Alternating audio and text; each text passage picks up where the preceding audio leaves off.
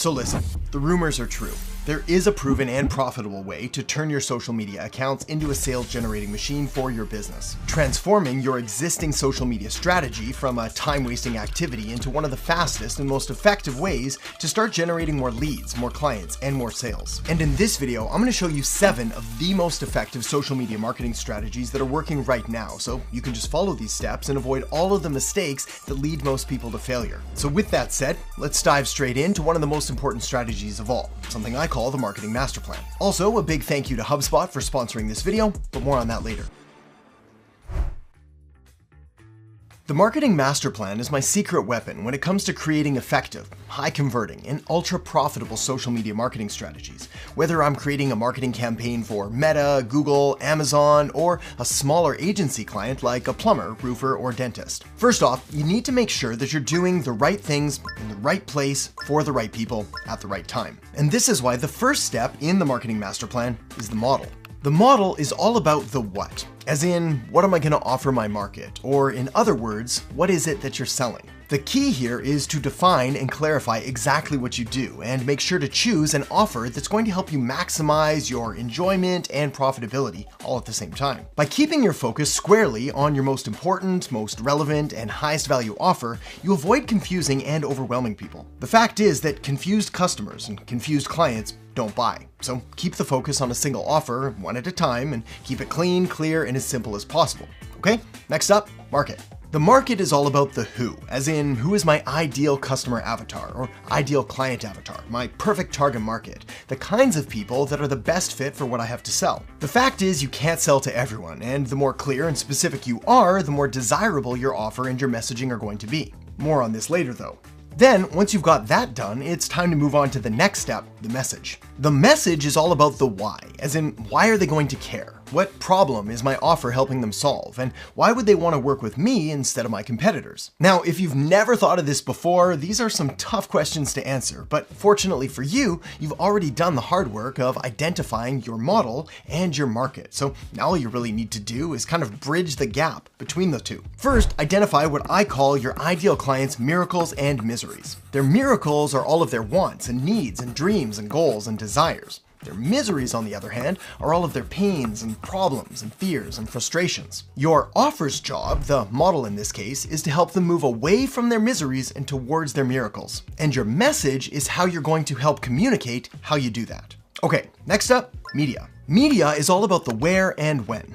As in, where is your market present and active online and offline? What media types and platforms do they prefer, and how are you going to reach them? For example, through text or audio or video. Not to mention when and how often you're going to post or create content there, which is all about your content frequency and schedule. Now, most people mistakenly start here first, hearing about how TikTok is the place to be, or how Instagram Reels are getting an extra push from the algorithm, or how YouTube is perhaps the single greatest marketing opportunity of our entire generation. And as true as these things are objectively, they may not be true, or at least they may not be the best fit for you, your business, and your audience. After all, as great as YouTube is, if the thought of creating long-form videos just doesn't work with you right now, then you're going to want to pass. Or if your business happens to serve an older demographic, then TikTok probably isn't the best place for you. If you serve mostly men, then you can probably safely ignore Pinterest, at least for now. And if you serve an international audience, there's even more considerations, with different social media sites being blocked or banned or limited in different countries. The point is, you've got to find out where your ideal target market is active and present, and then go there, ignoring everything else. Now, being in the right place at the right time is a good start, but it's not enough to create profitable campaigns. For that, you also need a machine, so let me walk you through that next. The machine is all about the how, as in how will I guide my target market through the process to becoming a paying customer or client. In marketing, we call this a marketing funnel, or a sales funnel, or a customer journey. But the machine is a really important topic, so I'm going to walk you through it in more detail later in this video. The next thing then that we need to talk about before that is the social media algorithms. But first, I want to tell you about this report right here. You see, HubSpot recently came out with their value-packed and completely free social media trends report to help you create a winning social media strategy by giving you an exclusive look into how people engage across social, both personally and professionally. For example, if you're curious about how AI is disrupting marketing, then you'll be interested to hear that 71% of social media marketers are now using AI tools. and how that 87% of marketers believe that using AI tools is crucial to a successful social media strategy this year. Another popular topic and trend taking over right now is community building, and 86% of social media marketers say building an active online community is crucial to a successful social media strategy, now that customers and consumers are expecting more engagement and support on social media than ever before. There's also insights on the increased use of social for research, the impact of social media shopping, and an expert panel with insights from other social media thought leaders. And the best part is, it's completely free, so make sure to click the link down in the descriptions below this video to download your free copy of HubSpot's Social Media Trends Report today. Now, let's dive into the algorithms and how to use them to your advantage. As fancy and complicated as the social media algorithms might sound, well, they're actually pretty straightforward. So, if your social media accounts and following aren't growing as fast as you were hoping, or your content isn't getting the reach you expected, it's usually just because the algorithm is having a hard time doing its job of matching your content up with the right audience. But don't worry, because once you know what the algorithm is looking for, you can simply follow the rest of the tips that I'm giving you here in this video in order to make the algorithms work to your advantage. You see, the algorithm only has two jobs. Number one, to find content for people that they might enjoy, and then number two, to show them as much of this enjoyable content as possible so that they stay on the platform forever. So the secret then is to help the algorithm by being crystal clear about who your account is for, and then optimizing your content for your fans, your followers, and your audience. Because if they like it, then so will the algorithm. But we'll talk more about attracting your ideal audience shortly. Another cliffhanger there for you. For now, what's important to know is that when it comes to content types, there is still one kind of social media content that reigns supreme, and that will get you more reach, more views, more clicks than pretty much any other kind of content: video. So let's talk about that now. It's no longer a secret that your clients, your customers, and your audience want more video content. The social media platforms all want more video, and most of the content online is now video-based. Yes, text still works, blogs are still a thing, and yes, podcasting still works, maybe even better now than ever before, as it's become more mainstream and popular. But none of those come close to video in regards to both popularity and effectiveness. After all, video allows you to see and to hear someone, and with the right kind of captions, you can keep people engaged by allowing them to read parts of what you're saying as well. And as for building trust and becoming an authority in your industry, video is still the next best thing to being in person, face-to-face, and it builds trust like nothing else out there, allowing you to communicate a ton of value very quickly. Now, when it comes to video, there's a ton of different things that you can do depending on your experience and your comfort level and your budget of both time and money. The easiest way to get started is to just grab your phone and shoot a quick 15 or 30-second or so story and post it on Instagram. It's fast, it's simple, it's low barrier to entry, and it's a great way to show your more personal side without needing to edit or put in any kind of post-production. In fact, inside our Agency Accelerator program, where we help people start and scale successful marketing agencies, one of the first kind of content that we have our students create is short 30-second stories, which provide one of the biggest bangs for your marketing buck in regards to the effort versus reward and ability to generate new leads, new clients, and new sales. To take it to the next level, creating a slightly more polished Facebook or Instagram Reel, a TikTok, or a YouTube Short is going to be worth your time. Of course, this then leads us to the next piece of the puzzle. What kind of video is best? Short form? Long form? One of the biggest questions that people are asking right now is all about the pros and cons of long-form content versus short-form content. To keep things simple, we're going to call short-form content any kind of vertical content that's 1 to 3 minutes or less, something like a short, a story, or a reel. And we'll call long-form content any kind of horizontal content that's 5 to 10 minutes or longer. Think of a regular length YouTube video, a podcast, maybe even a long-form blog post. Now, I'm just going to come right out and say it. For most people, most of the time, long-form content is a better and more profitable bet to make. First off, let's talk about the depth you can achieve with long-form content, because when you're creating longer pieces, longer videos or longer form articles of 1,000 words or more, well, you've got space to really dig into a topic, which means you can provide more insights and data and analysis, the kind of stuff that short form just can't match. Not only does this help inform your audience, but it also positions you as an authority in your field. And when people find your content informative and valuable, guess what?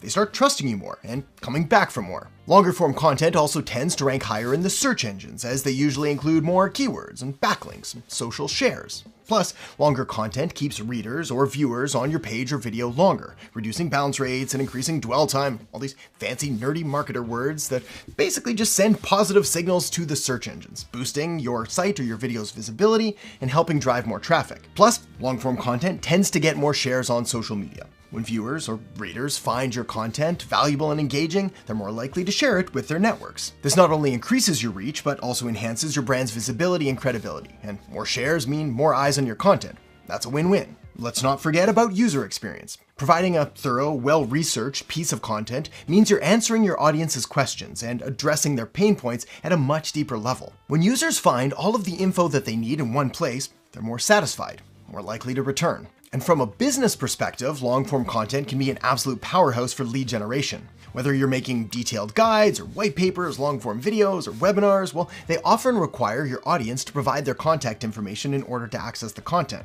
This helps to build your email list and identifies potential leads who are genuinely interested in your offers. Plus, long-form content can nurture these leads by providing them with valuable information that moves them through the sales funnel, further boosting conversion rates even higher. Finally, as if this wasn't enough already, one of my favorite benefits of long-form content is its longevity.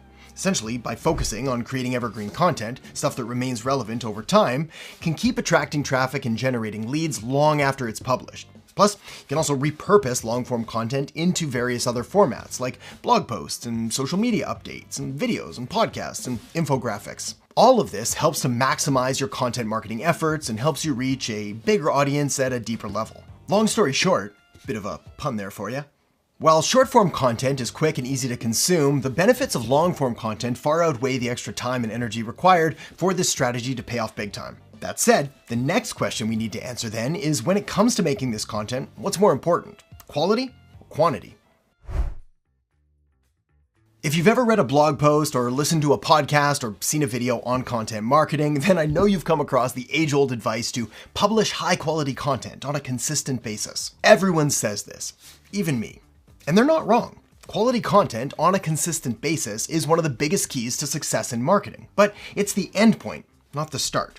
Quality content isn't something that just happens right out of the gate. It takes practice, engaging with your audience, and slowly building up your content creation skills. And so, the advice to focus on creating the highest quality content you possibly can often causes people to give up before they even really get going, to agonize over their content, and to judge it way too harshly. And in the end, well, this basically just leads to them never doing anything for fear of how they or their content might be perceived. But the reality is that in this hyper-competitive market, more is better, different is better, and better may not actually be better. Because quality is subjective. So what looks terrible to you might look amazing to someone else, and probably does. So if you're currently putting out one video a month, try to make it weekly. If you're sending out a weekly marketing email, try 3 times a week. Try to make it daily. And if you're putting out daily Instagram content, well, could you try it twice a day? I bet you could. You see, it's competitive out there, my friend, so the key is to do your best and do it as often as you can without going crazy in the process. That's the game. That's the fun. Ultimately, the best kind of content to post is the kind that's going to give your audience the most value, which is what this next point is all about. As we already covered when we talked about the marketing master plan, one of the very first steps in any marketing campaign is first identifying and clarifying exactly who it is and what kind of client, lead, or prospect you want to generate. Because the truth is that anyone can generate leads. Thousands, even millions of them. For example, if I wanted to generate 1,000 new leads right now, well, I could run a sweepstakes or a draw, just give away a free iPad. If I wanted to generate 1,000,000 new leads, I could give away a car. But all that's going to do is get me a ton of leads that are probably never going to buy anything and are really just here for the free iPad or free car. So the best way to do this is to take a look at your current client list and then do a simple 80-20 analysis on them. In other words, taking all 100% of your clients, current and former, and then identifying who the top 20% of them are. Typically, you'll want to rank them in regards to revenue, but you could also factor in other things like how enjoyable these clients are to work with, how many referrals they send you, how easy is it for you to make them happy and deliver your products or services. If, on the other hand, you're launching a brand new offer or starting a brand new business and you don't have any previous customers to look through, you're going to need to get a little more creative and start having conversations with potential clients and potential buyers who you think would be a good fit in order to get the following information. Information that falls into 3 different categories. The first category you want to define is their demographic details. These are things like their age and gender, income, and occupation. Next is their geographic details, like what city, state, province, or country they live in. And then lastly is their psychographic details, like what are their interests, their lifestyles, their hobbies, any groups or organizations or affiliations they're a part of, what are their behaviors, things like that. In marketing, when you put these all together, you get what's often referred to as an ICA, or Ideal Customer Avatar. And knowing this and truly trying to understand your customers and your clients better than they even know themselves is what separates the amateur marketers from the pros. That, and having a really solid funnel. So let's talk about that now. When it comes to marketing funnels, there are a ton of different shapes and sizes out there, but the one I want to share with you today is the one I use pretty much 90% of the time, and I call it the case funnel. The case funnel is a marketing funnel designed to take your prospect from having no idea who you are all the way through to becoming a lifelong loyal paying client, and it's perfect if you sell your services through a sales call. And the case stands for coaches and consultants, agencies, service professionals, and experts. The funnel helps to pre-qualify clients, overcome objections in advance, and really just makes the entire client acquisition and sales process faster, easier, and more efficient. And it looks like this. So let me walk you through it now, starting with traffic. Every marketing funnel starts with some kind of traffic. This could be a social media post, a blog, a podcast, a video, an ad, doesn't matter. The key here, though, is to drive the traffic to the next step of the funnel, which is the opt-in page. If you're dealing with cold traffic, meaning the people that you're marketing to have never heard of you before, then it's important to guide them through the rest of the steps in the order they're presented. On the other hand, if you're receiving a warm lead, something like a referral, well, then you can safely bypass these first few steps and move them straight to the application page. So I'll talk more about that in just a second. For now, assuming your lead came from cold traffic, well, like I said, the next step is that opt-in page. The opt-in page exists for one reason and one reason alone: to get someone to opt in. Yeah, it's pretty profound, I know. So typically what you want to do here is offer them something of value, like a free downloadable training, a checklist, a video, or some kind of cheat sheet in exchange for your prospect's name and email address. Then, once they enter their details and hit submit, they're immediately taken to the next stage of the funnel, the authority amplifier.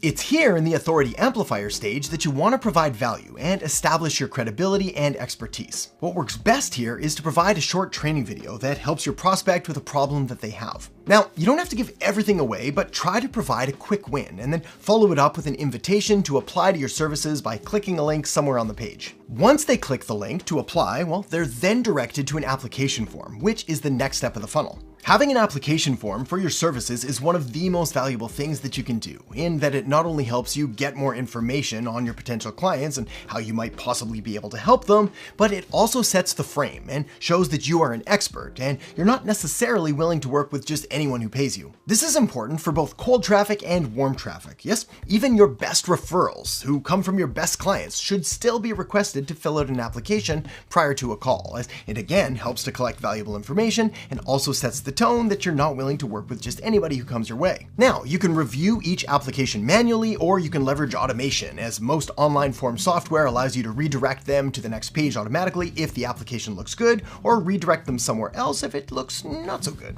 And the next page is the calendar booking page. Here in the calendar booking stage, you can allow your prospect to choose from one of your available times in order to have a quick call with you to go over their application, to discuss their goals, and decide together on whether or not you're a good fit to work together. So that's the case funnel. And if you're looking for even more strategies, well, I've got a video linked up right here with 10 more proven and profitable marketing strategies that are guaranteed to grow any business. So make sure to tap or click that now, and I'll see you in there in just a second.